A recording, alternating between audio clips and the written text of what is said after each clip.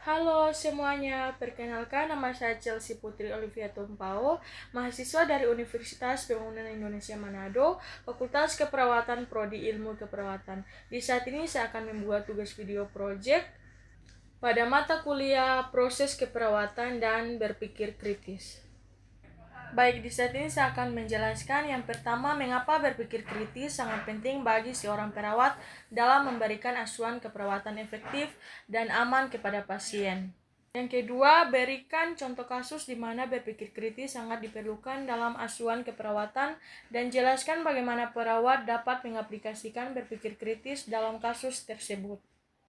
Berpikir kritis sangat penting bagi perawat karena membantu mereka membuat keputusan yang tepat dan efisien. Dalam memberikan asuhan keperawatan, berpikir kritis memungkinkan perawat untuk menganalisis data klinis, mengevaluasi hasil perawatan, mengidentifikasi risiko dan keamanan, serta berkolaborasi secara efektif dengan tim perawatan. Kemampuan ini juga membantu perawat mengadaptasi perawatan sesuai dengan perubahan kondisi pasien dan meningkatkan kualitas pelayanan keperawatan.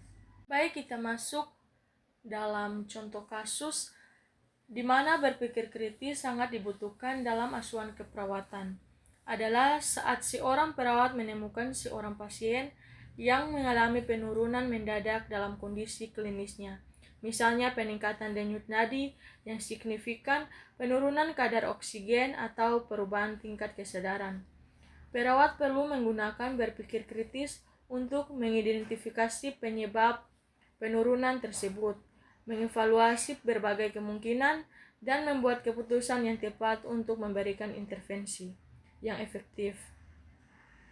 Berikut bagaimana seorang perawat dapat mengaplikasikan berpikir kritis dalam kasus tersebut. Yang pertama, penilaian yang mendalam. Perawat harus melakukan penilaian yang komprehensif terhadap pasien, termasuk pengumpulan data subjektif dan objektif, seperti riwayat medis, gejala yang dilaporkan pasien, tanda-tanda vital, dan hasil pemeriksaan fisik. Yang kedua, analisis dan interpretasi. Perawat perlu menganalisis data yang dikumpulkan dan menafsirkannya untuk mengidentifikasi masalah utama yang menyebabkan penurunan kondisi pasien. Yang ketiga, evaluasi kemungkinan. Perawat mempertimbangkan berbagai kemungkinan penyebab penurunan kondisi pasien seperti infeksi, reaksi, alergi, masalah jantung, atau gangguan pernapasan. Yang keempat, pengambilan keputusan. Berdasarkan analisis dan evaluasi, perawat mengambil keputusan tentang tindakan yang harus dilakukan, misalnya pemberian oksigen, pemberian obat-obatan, atau pemindahan pasien ke unit perawatan intensif. Yang kelima, evaluasi dan adaptasi. Perawat memantau respon pasien terhadap tindakan yang dilakukan dan menyesuaikan rencana asuhan keperawatan jika diperlukan. Dengan menggunakan berpikir kritis, perawat dapat memberikan asuhan keperawatan yang lebih efektif dan efisien, serta meningkatkan keselamatan dan kesejahteraan pasien. Demikian penjelasan dari saya, sekian dan terima kasih. Datang di Universitas Pembangunan Indonesia Manado yang terletak dekat dengan kawasan bisnis Bahu Mall Manado. Tempatnya di Kelurahan Bahu, Lingkungan 3 Manado, sangat strategis di pusat kota Manado.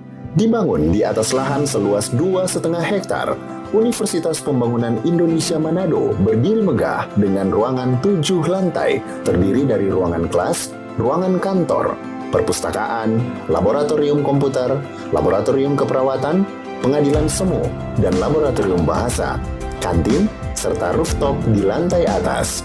Universitas Pembangunan Indonesia Manado memiliki 6 fakultas dengan program studi, yaitu Fakultas Pertanian, Prodi Agribisnis, Fakultas Hukum, Prodi Hukum, Fakultas Teknik, Prodi Teknik Elektro dan Teknik Sipil, Fakultas Ilmu Sosial Ilmu Politik, Prodi Ilmu Politik, Fakultas Sastra, Prodi Sastra Inggris, Fakultas Keperawatan, Prodi Ilmu Keperawatan, dan Profesi Nurse.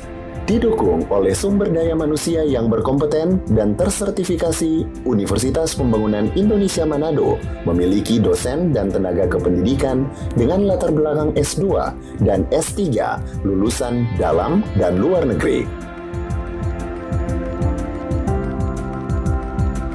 Proses belajar mengajar dilaksanakan dengan teknologi informasi merujuk perkembangan dunia modern saat ini, dilakukan dengan sistem e-learning dan sistem ujian online atau ULAIN.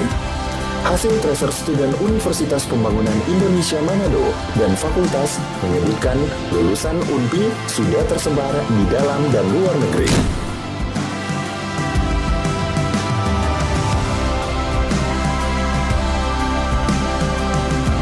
Selamat bergabung putra-putri terbaik bangsa.